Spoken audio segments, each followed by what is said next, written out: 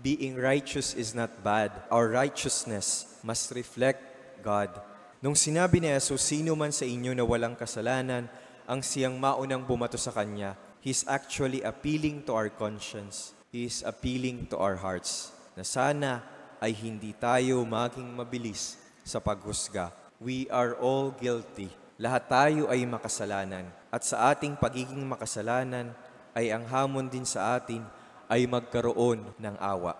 Our sins must challenge us to show mercy because God has shown mercy to us. Kung tayo ay kinaawaan ng Diyos sa ating sugat ng mga kasalanan, sana tayo rin ay maging maawain sa ating kapwa. It is good to be righteous, but righteousness without mercy is dead. Righteousness only mechanically follows the law of God, but it does not have a heart and the core value of God.